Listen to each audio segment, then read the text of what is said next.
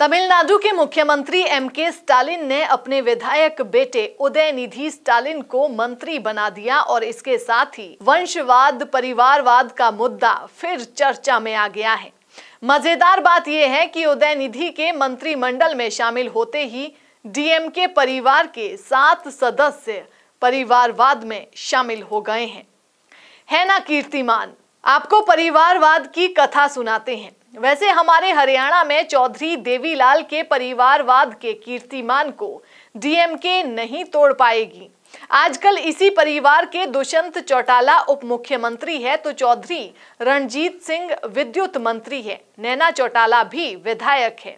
अभय चौटाला विधायक हैं। इनके पिता ओम प्रकाश चौटाला पूर्व मुख्यमंत्री रहे तो डॉक्टर अजय चौटाला पूर्व सांसद रहे। अब वे जजपा के संस्थापक हैं। अभी नई पीढ़ी के करण चौटाला जिला परिषद में चुने गए। इस तरह शायद सबसे ज्यादा बड़ा कीर्तिमान परिवारवाद का तो चौटाला परिवार के नाम ही है। चौधरी वीरेंद्र सिंह के बेटे बृजेंद्र सिंह हिसार से भाजपा सांसद है और इनकी धर्मपत्नी भी उचाना से पूर्व विधायक रही हैं। पंजाब के बादल परिवार के बिना भी वंशवाद की कहानी अधूरी रहेगी। प्रकाश सिंह बादल, सुखबीर सिंह बादल और हरसिमरत कौर तक ये कहानी चलती आई।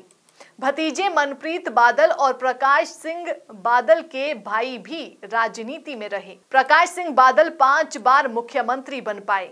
अब कांग्रेस की ओर आते हैं। पंडित जवाहरलाल नेहरू, इंदिरा गांधी और राजीव गांधी तीन प्रधानमंत्री एक ही परिवार से। ये रिकॉर्ड गांधी नेहरू परिवार के नाम है जिसका टूटना काफी मुश्किल है। यदि मुलायम सिंह यादव ने अड़ंगा ना लगाया होता तो सोनिया गांधी प्रधानमंत्री बन गई होती। अभी सोनिया गांधी और राहुल गांधी सांसद हैं। वैसे मेनका गांधी और वरुण गांधी भी सांसद हैं। कभी अरुण नेहरू भी सांसद रहे और विजय लक्ष्मी भी राजनीति में सक्रिय रही। परिवारवाद का आरोप भी गांधी परिवार से ही शुरू हुआ। मजेदार बात ये भी कि उत्तर प्रदेश में मुलायम सिंह यादव, शिवपाल सिंह यादव, अखिलेश यादव, डिंपल यादव सभी परिवारवाद के उदाहरण हैं। अपर्णा यादव को अभी खाता खोलना है। हेमवंती नंदन बहुगुणा, विजय बहुगुणा और रीता बहुगुणा कैसे परिवारवाद से बाहर माने जा सकते हैं। प्रधानमंत्री नरेंद्र मोदी परिवारवाद के कटु आलोचक जरूर है, लेकिन भाजपा में बढ़ रहे परिवारवाद पर उनका कोई बस नहीं चल रहा। फिर चाहे सिंधिया राजे परिवार हो, राजनाथ सिंह के बेटे हो या फिर प्रेम कुमार धूमल के बेटे अनुराग ठाकुर हो। भाजपा ने चौधरी भजनलाल के परिवार को भी अपनाया। 5वें सदस्य विधानसभा में भव्य बिश्नोई पहुंचे। दादा चौधरी भजनलाल मुख्यमंत्री रहे।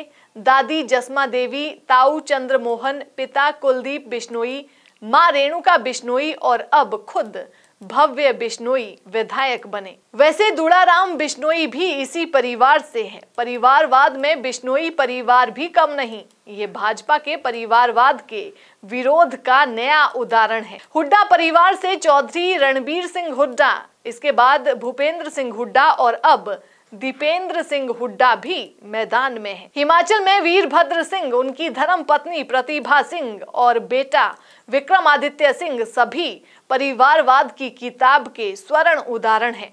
यदि बिहार के पूर्व मुख्यमंत्री लालू प्रसाद यादव के परिवारवाद की कहानी ना कही तो फिर क्या कहा। वे खुद मुख्यमंत्री ना बन पाए तो घर में परिवार के लिए खाना बना रही अपनी धर्मपत्नी राबड़ी देवी को मुख्यमंत्री बनाने में देर नहीं लगाई।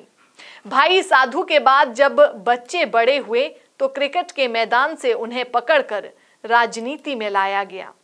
आजकल तेजस्वी उप मुख्यमंत्री है और चाचा नीतीश कुमार संकेत दे रहे हैं कि अगले विधानसभा चुनाव तेजस्वी मुख्यमंत्री के चेहरे पर हो सकते हैं। मुंबई में बाल ठाकरे खुद तो राजनीति से दूर रहे पर सत्ता बनवाने और सत्ता पलटने के जादूगर रहे, लेकिन किंग मेकर की भूमिका तक ही सीमित रहे। उनके बेटे उद्धव ठाकरे मुख्यमंत्री बने और पोता आदित्य विधायक।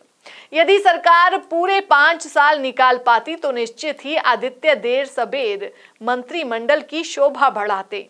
शरद पवार ने बेटी सुप्रिया को आगे बढ़ाया। ठाकरे परिवार से राज ठाकरे भी अलग दल बनाकर ताल ठोक रहे हैं। सुनील दत्त की बेटी प्रिया दत्त को कांग्रेस आगे लाई तो भाजपा प्रमोद महाजन की बेटी पूनम को। दिल्ली में मुख्यमंत्री रही शीला दीक्षित के बेटे संदीप दीक्षित भी राजनीति में है। फिर प्रधानमंत्री परिवारवाद का दोष किसे देते हैं? हर चुनाव में कांग्रेस को परिवारवाद के लिए कोसते समय कभी अपनी पार्टी के परिवारवाद की ओर ध्यान नहीं जाता। भारतीय राजनीति में ये परिवारवाद और वंशवाद की बेल अमर बेल है। इसे बढ़ने, फलने और फूलने से कोई नहीं रोक सकता। ANV न्यूज़ के लिए कमलेश भारतीय की ये खास रिपोर्ट।